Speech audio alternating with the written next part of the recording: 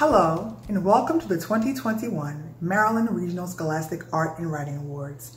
I'm your host, Jackie Downs, from the Baltimore Office of Promotion and the Arts, the Maryland affiliate for the awards.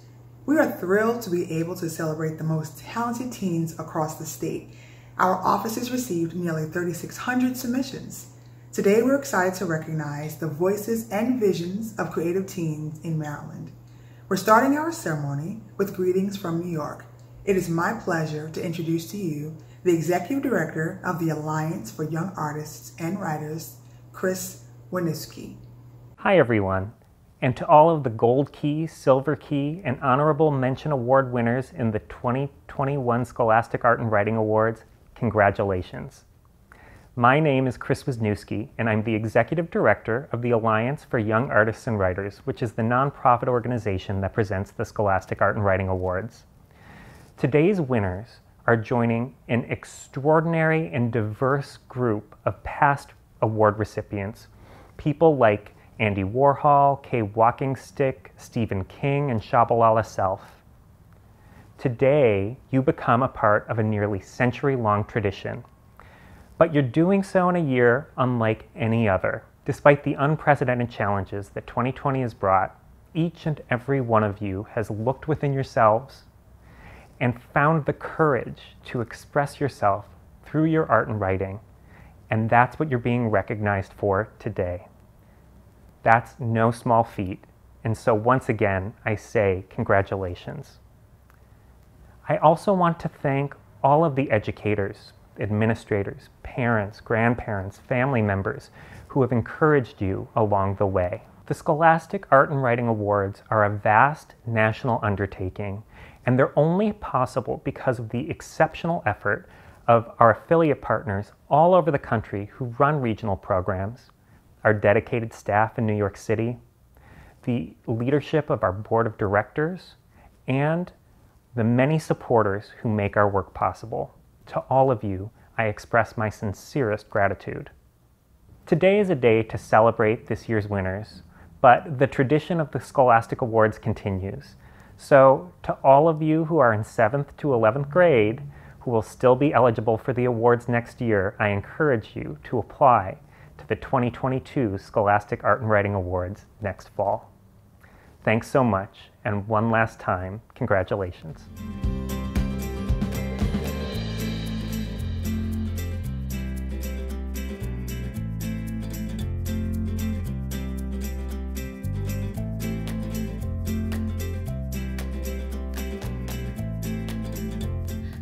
As the oldest, you are a secret agent. The bridge between parent and child. You intercept frenzied interrogations on the phone. How is my son? Can you heal him? No. No. I don't care about the cost. I care about my baby. Will my baby be okay? Will my son be okay? And you are paralyzed and racing and clawing for breath because you do not understand.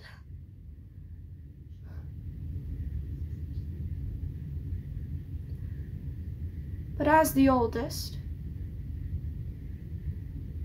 you must. Tiara Aragon, as the oldest, American Voices nominee. Whether you write in a quiet room under your favorite blanket or in your local coffee spot, any writer would agree that the writing process can bring much frustration and delight. I'm sure our award recipients know a lot about both emotions. We'll let them tell you in their own words about their inspiration to put the pen to the paper. I write to motivate the minds and the souls of the individuals whose worlds are painted gray.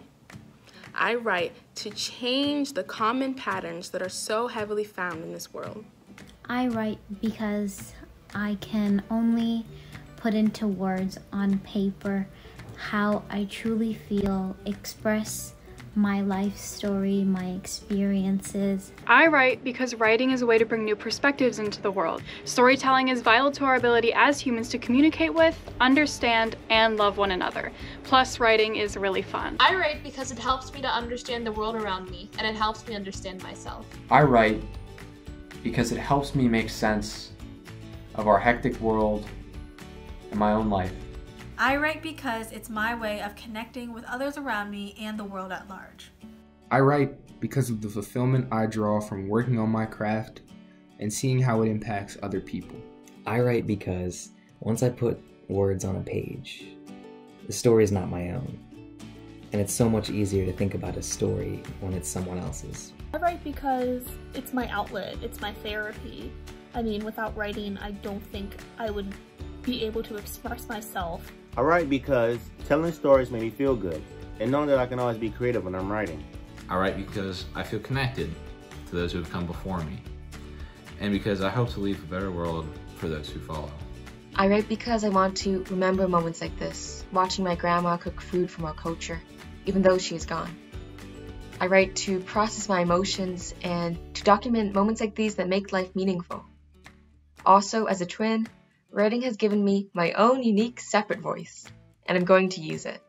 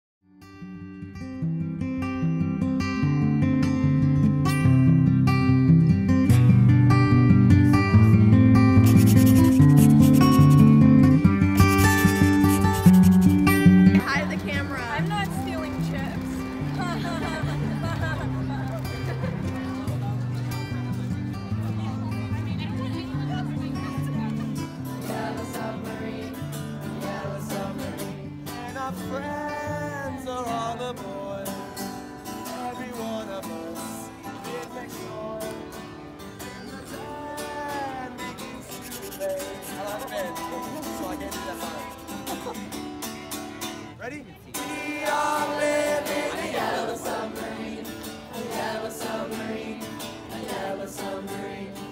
We are living a yellow submarine. C.S. Lewis once said, "The task of the modern educator is not to cut down jungles, but to irrigate deserts." As a former educator, I am truly in awe at all of your commitment to teaching, whether in person or virtually. You are seed planters and play a significant role in developing the next generation of thought leaders and creatives. And to you parents out there who also worked as honorary at-home instructors over the last several months, we thank you too for your commitment to seeing your children's artistic and academic endeavors succeed. Our generous partners at Blick Arts Materials and Utrecht Art Supplies have provided gift cards for outstanding educators in our region. one of our outstanding educators, is here with us with a thank you and a message for our students.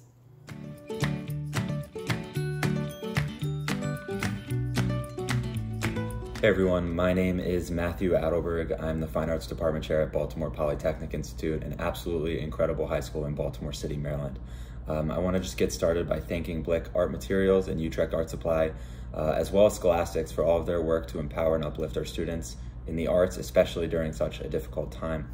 And I want to shout out all of our student award winners this year. Congratulations. I'm so happy your work is getting recognized and that your work is being seen here in Maryland and across the country. It's so well deserved. Keep up the great work. Thank you.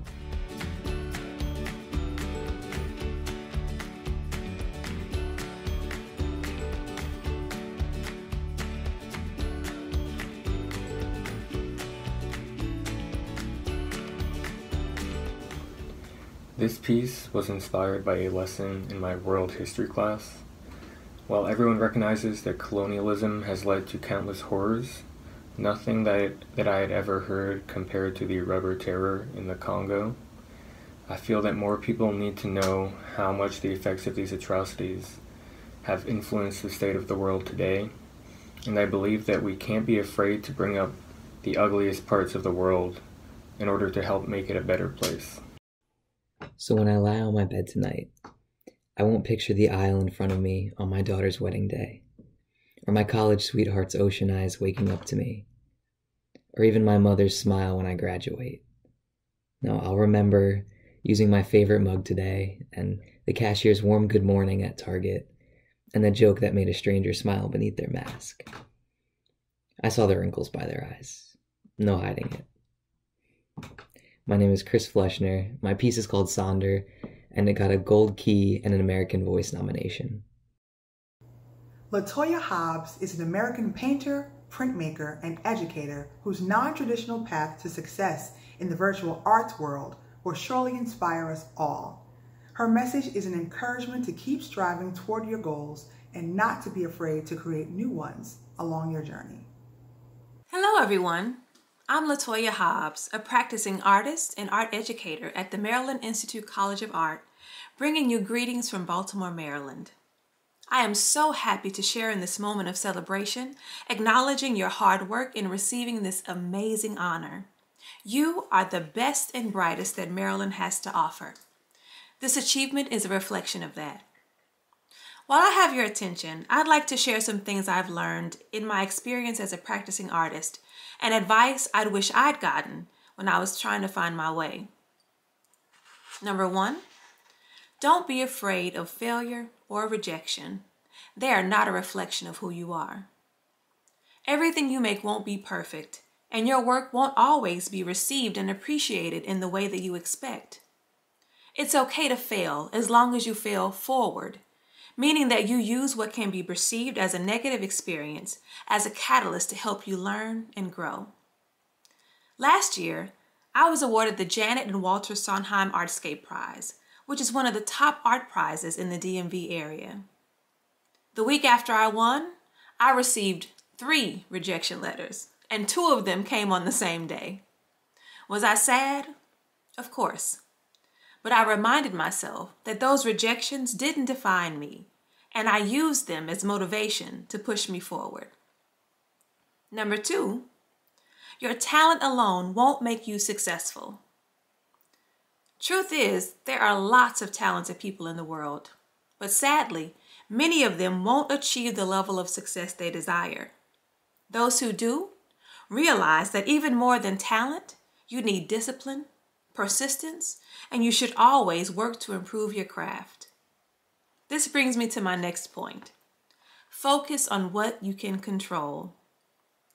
We can't control what happens in the world or how others will respond to our work, but we can choose how we respond, what we contribute, and the level at which we create.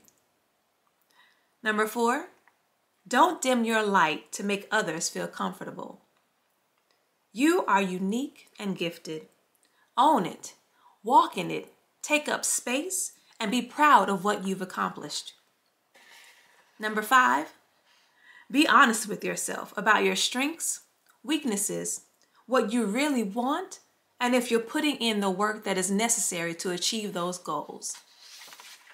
Something that not a lot of people know about me is I didn't intend to be an artist.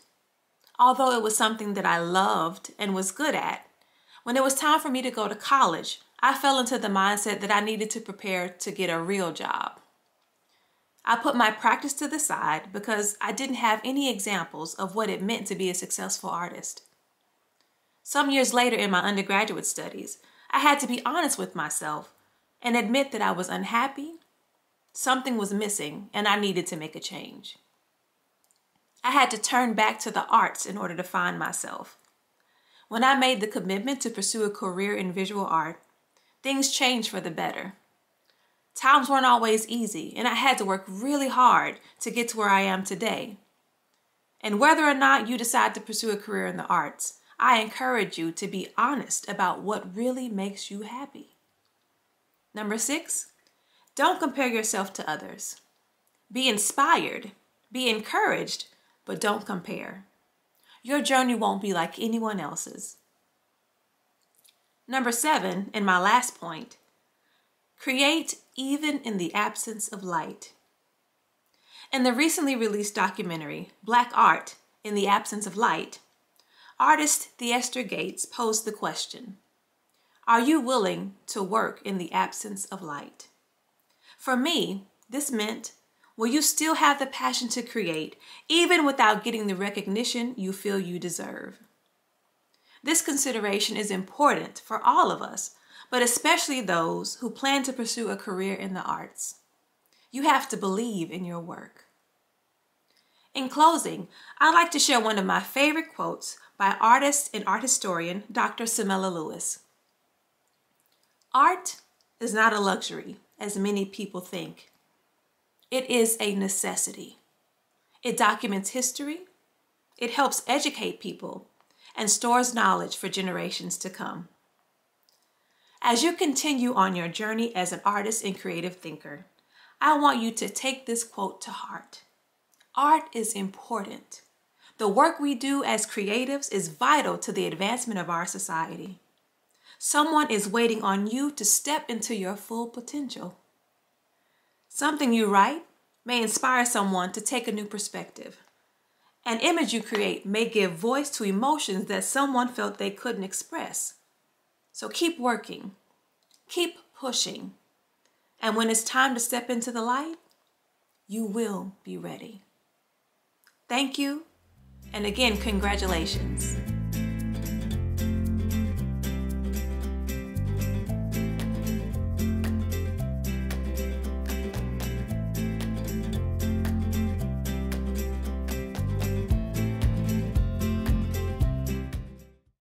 Five young men, all victims of the world, with the recurring heinous fate of their lives being purged. One a child, a heavy sickness he bears. He lays on the aged sofa, wiping his tears. His single mother can't afford his medication, and refusing to pay is our rich and wealthy nation.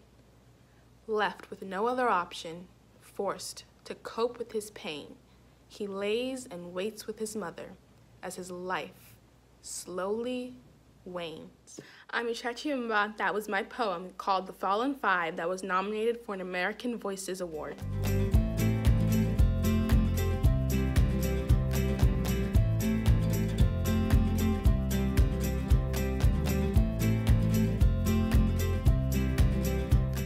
The goal of my piece of art was to promote wearing a mask in a way that stood out. In my photo, each of the white flags represents someone that has unfortunately passed away from COVID-19. The flags itself make a statement because there were so many of them, but I wanted to take a step further and tie more emotion into my photo. I decided to photograph someone walking down the pathway in the middle of flags while observing the deaths along with a mask on their face to provide the connection that COVID-19 has taken a toll on the entire world, and that action needs to be taken to prevent more deaths. My name is Hannah Portner, my category was photography, and my piece is called The American Nightmare. On one particularly hot day, I decided to wear a blue tank top from American Eagle that had a zipper in the back and that flowed at the bottom. Even though it met the 1-inch rule, it still showed my bra straps in the back.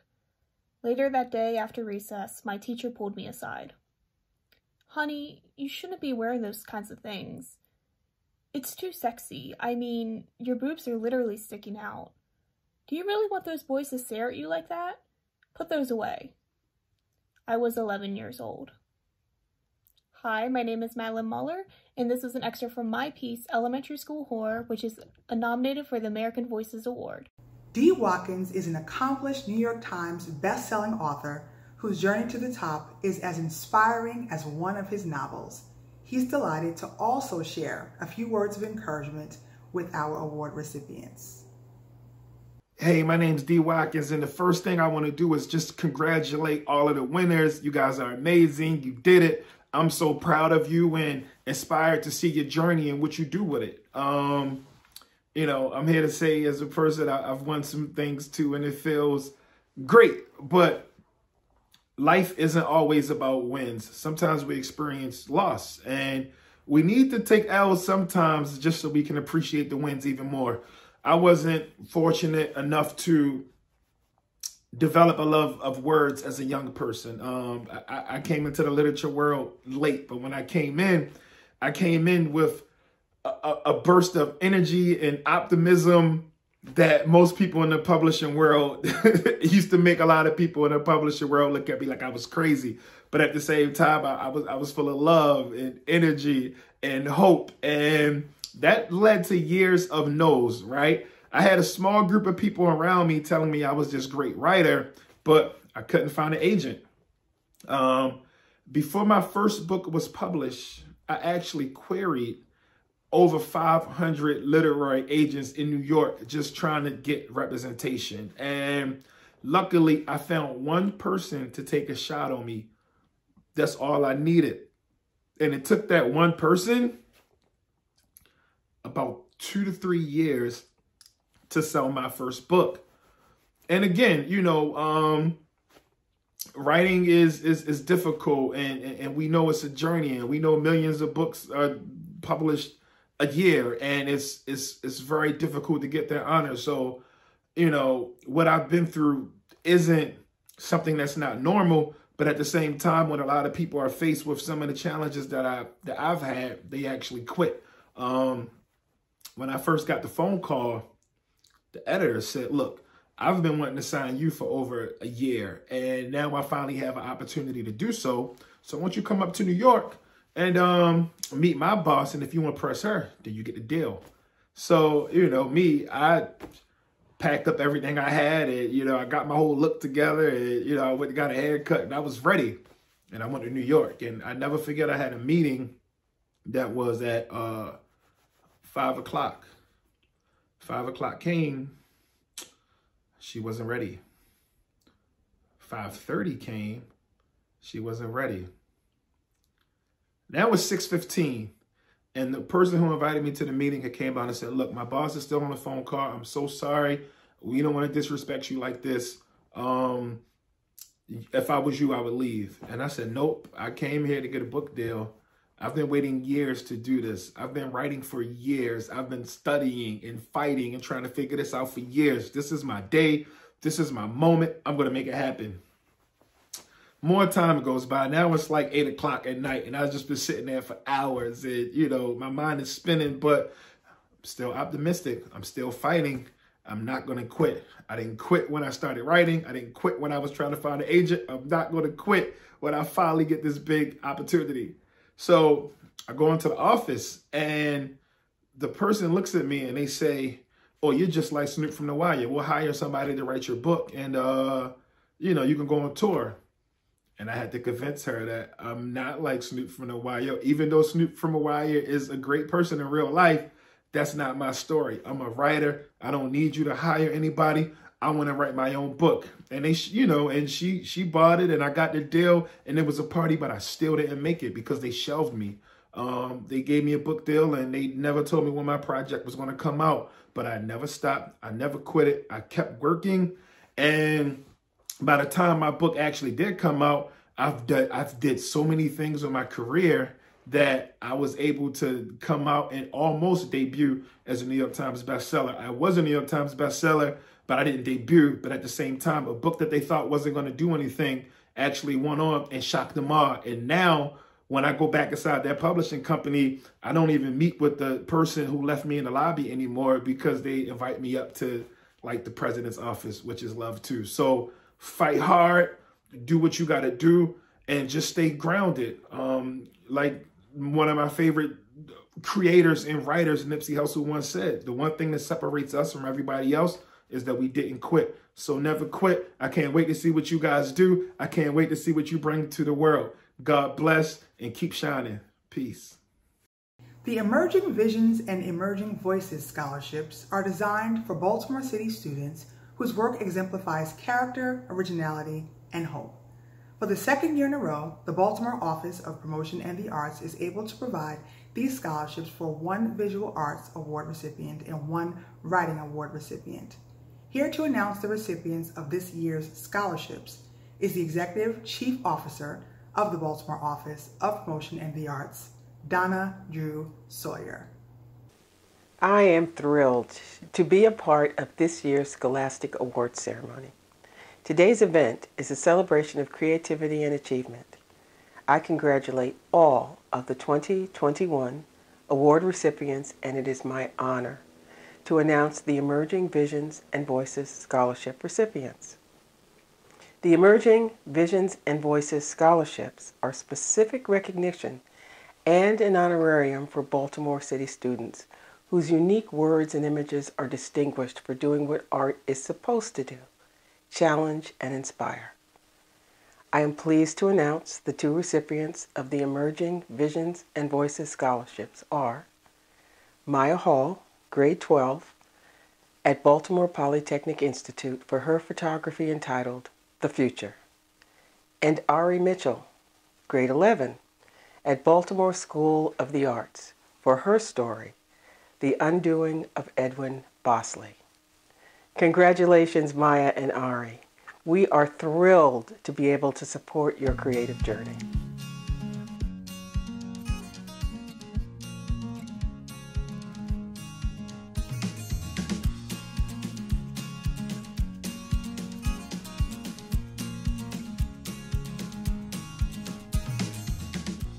Hello, my name is Ari Mitchell and I am a junior at the Baltimore School for the Arts.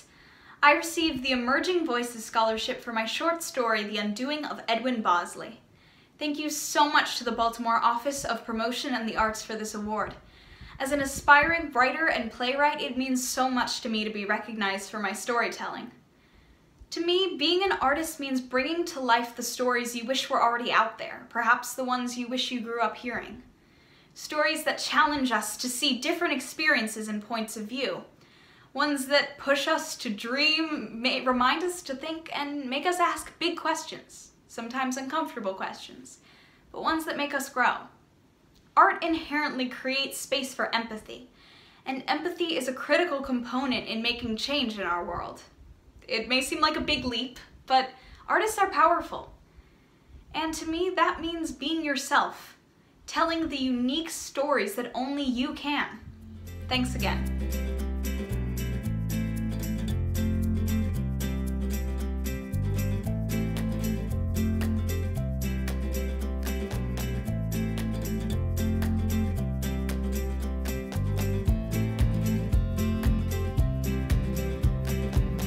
This outspoken activist I blossomed into would be shunned from my own kin.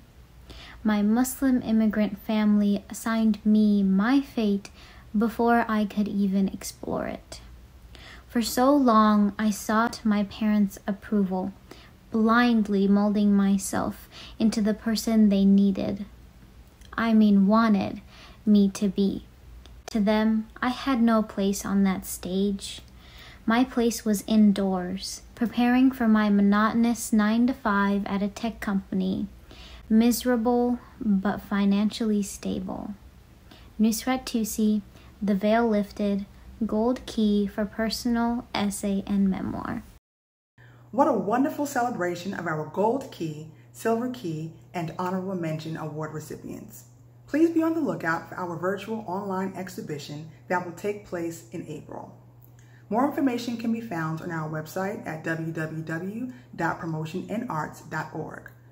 BOPA is a 501c3 and relies on the support of our partners and donors to make our programs possible. At this time, I would like to thank the Nora Roberts Foundation, Blick Art Materials, Utrich Art Supplies, and the Alliance for Young Artists and Writers for their commitment to serving young artists through their support of the Maryland Scholastic Art and Writing Awards. Please consider supporting our work. A tax-deductible donation to the Baltimore Office of Promotion and the Arts helps to ensure that we can continue to provide meaningful programming and recognition for creative teens in every discipline. On behalf of the Baltimore Office of Promotion and the Arts, thank you again for watching. See you next year. I am a writer. I am sleepless nights of characters living in my head, vying for consideration of the one who made them. I am the songs they sing to me of glories they want but will never have. I am the mind that never quiets, the voice that rambles, but never speaks life into that which lives in them. I'm Naomi Horner, and I wrote The Mind of a Writer in 5 parts, and I won the Silver Key Award. Thank you. Hi! Congratulations, everybody! This is an excerpt from my poem, What's for Lunch? The tea kettle whistles ginger into music, and cracked tile floors into a stage, as Grandma twirls around countertops, stoves, and sinks, until her beige apron becomes a tutu sparkling with old grease stains and expired soy sauce. I also won a gold key for my short story, 2 silver keys for my poems, 1 silver key for fast fiction, and 2 honorable mentions for poetry. Thank you and congratulations again. 8 minutes, 46 seconds of complicity and indifference and inaction. His cries were lost on deaf ears. Help me. I can't breathe. Mama. 8 minutes, 46 seconds. That's how long he fought for his life. How long it should take us to realize that between all the murders and disasters and diseases, it's still not okay, and it's still not normal. My name is Caden Heiser-Serrato. That was an excerpt from my piece, 8 minutes, 46 seconds. It received a silver key. The devil deals my mother's cards, and she plays a quick round at a circular table with a man she does not love. She does not win. My name is Sanaya White. My poem is Poker Nights, and it won a silver key. I remembered how he would place his hand on my cheek and rub his thumb across my face as he smiled even more. He had never spoken a word all his life, which seemed to make people uncomfortable around him, but I never felt that way. I was used to silence. My name is Charlotte Malman from Baltimore Polytechnic Institute High School, and I read you an excerpt from my Gold Key short story titled Mute. Thank you. It's important to remember that this pandemic is a truly global ordeal, one that affects all races and backgrounds. Scapegoating serves to only divide humanity in a time when solidarity is needed most. My name is Amy Yuan. The title of my piece is The Pandemic of Scapegoating and Hatred During Coronavirus, and I won a silver key for journalism. If I called myself a product of the ghetto, I'd be all wrong. The place where the 9 rings for men, like Sauron. The plight of my people in this country is beyond my comprehension, but I can tell another story from our trilogy of oppression. My name is Oluwatoyin Akintola. My piece is called Diaspora, and it won a gold key. Thank you so much for selecting me.